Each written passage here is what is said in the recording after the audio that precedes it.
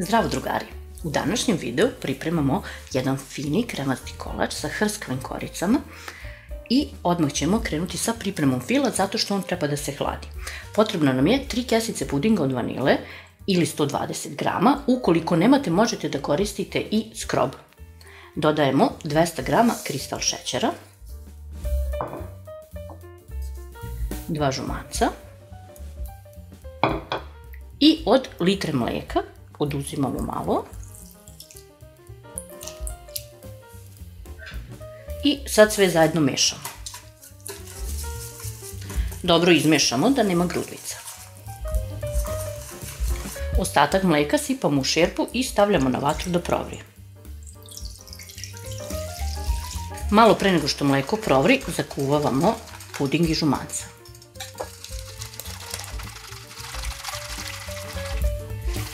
I sad mešamo dok se ne zgusne. Kuvamo sve na laganoj vatri kako nam ne bi zagorelo i kada nam se masa ovako zgusne, skidamo sa vatre. Celu masu prebacujemo u drugu posudu.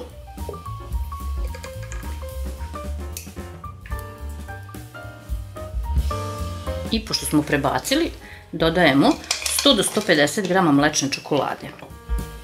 I mešamo da se sve to fino sjedini. Ukoliko ne želite, ne morate da prebacujete u drugu posudu. Možete sve da radite u istoj šerpi, ali onda proces hlađenja traje malo duže. Pošto nam se čokolada otopila, ostavljamo fil prekriven folijom da se hladi. Dok nam se fil hladi, mi ćemo pripremiti korice. Potrebna su nam 2 lisnata testa i nije bitno uopšte da li će biti ovo uvijeno ili blok testo. I jedno i drugo testo morat ćemo malo da razvučemo, a razvlačimo na dimenzije velikog pleha od rezne. Najbolje bi bilo da ovako ispred sebe stavite pleh naopako i preko stavite papir za pečenje.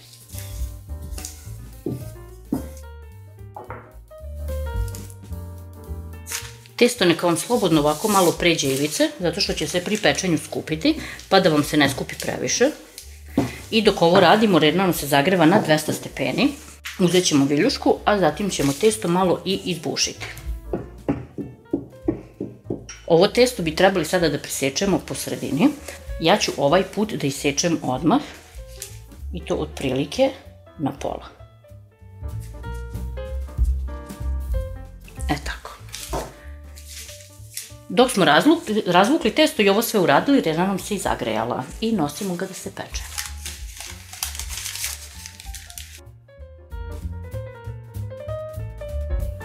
Nakon 10 do 15 minuta pečenja, zavisno od redne i zavisno od testa koje koristite, korice su nam gotove, odmah ih skidamo.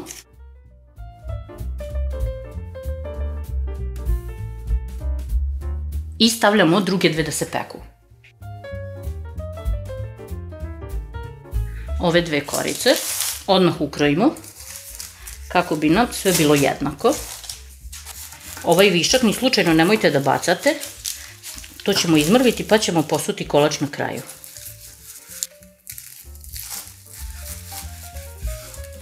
Ohlađen puding kratko ćemo izmutiti.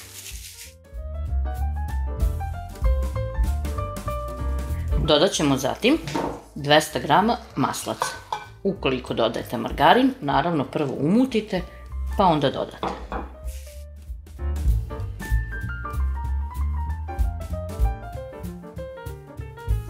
Još malo promešamo, za slučaj da nam je na dnu ostalo nekog neumućenog fila.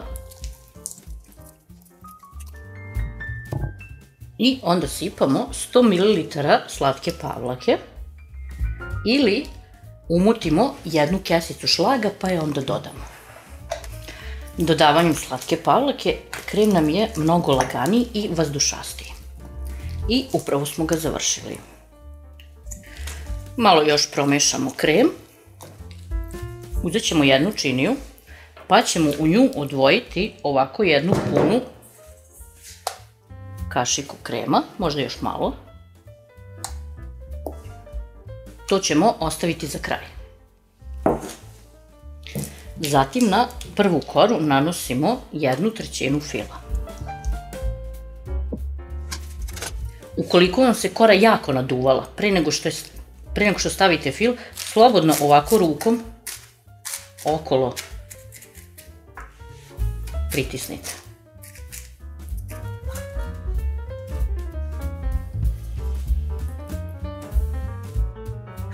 Preko stavljamo drugu koru i radimo tako do kraja.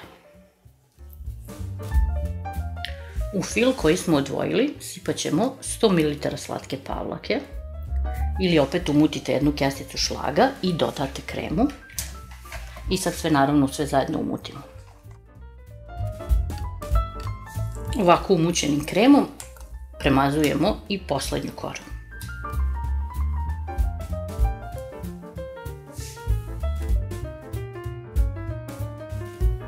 Pošto smo premazali, iskoristit ćemo mrvice. Posipamo sve ovim mrvicama. Ukoliko vam se recept svideo, ostavite nam komentar, like i pretplatite se na kanal kako biste dobili redovno obaveštenja kada izbacimo novi video. Na kraju sve posipamo šećerom u prahu. Ovako pripremljen kolač nosimo u frižider da se dobro prehladi. Ovako pripremljen kolač nosimo u frižider da se dobro ohladi, najbolje bi bilo preko noći, a onda ćemo ga i poslužiti.